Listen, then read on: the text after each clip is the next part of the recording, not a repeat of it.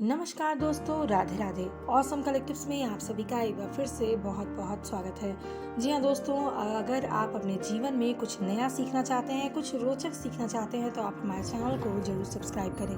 जी हाँ दोस्तों, हर बार की तरह आज हम फिर उपस्थित हैं एक महत्वपूर्ण जानकारी के साथ। आज के इस वीडियो में हम आपको बताने जा रहे हैं कि अगर आप भी सोच रहे हैं सावन के माह में शिवलिंग को अपने घर में स्थापना करने के लिए, या फिर आपने अपने घर में शिवलिंग को रखा हुआ है, तो आपको शिवलिंग से जुड़े इन नियमों को जरूर जानना चाहिए। जी हाँ दोस्तों, हर बार की तरह आज का हमारा टॉपिक भी बेहद इंटरेस्टिंग होने वाला है, तो वीडियो को अंत तक जरूर देखें।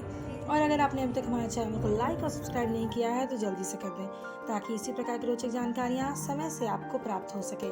तो आइए दोस्तों, देर न करते हुए वीडियो को शुरू करते हैं।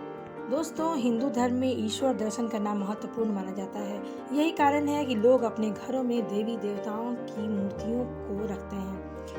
दोस्तों, कहा जाता है कि घर में किसी भी देवी देवता की मूर्ति को रखते हैं तो जरूरी बातों को ध्यान रखना बहुत जरूरी होता है, अन्यथा ये अशुभ हो सकता है। जैसे कि कई लोग घर में शिवलिंग रखते हैं लेकिन इसके लिए जरूरी बातों का ध्यान नहीं रखते। आज हम आपके लिए लाए हैं कि शिवलिंग को घर में रखने के नियमों की महत्वपूर्ण जानकारियाँ, जिसको ध्यान में रखकर आप अपने घर में शिवलिंग को रख सकते हैं।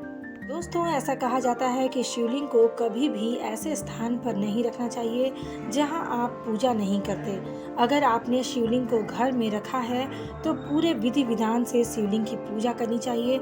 अगर आप शिवलिंग की पूजा करने में असमर्थ हैं तो इसे घर में नहीं रखना चाहिए। अगली जो महत्वपूर्ण बात है वह है, घर में शिवलिंग को कभी भी अकेला नहीं छोड़ना चाहिए। शिवलिंग के पास गणेश जी की मूर्ति को रखने को शुभ माना जाता है। अगर आपके घर में शिवलिंग रखा है तो ध्यान रखें कि इसके ऊपर हमेशा जल धारा बहती रहनी चाहिए। अगली जो महत्वपूर्ण बात है वह है, शिवलिंग पर कभी भी हल्दी नहीं लगानी चाहिए, क्योंकि हल्दी को स्त्रियां अपने रूप को निखारने के लिए इस्तेमाल करती हैं। यही कारण है कि हल्दी को शिवलिंग पर न चढ़ाने की सलाह दी जाती है। अगली जो महत्वपूर्ण बात है वह है कि शिवलिंग को हमेशा पूजा स्थल या पूजा कक्ष में ही रखना चाहिए। अगर घर का पूजा कक्ष पूर्व दिशा में है तो इसे शुभ माना जाता है। कभी भी पूजा स्थल दाम्पत्यों के कक्ष में नहीं होना चाहिए।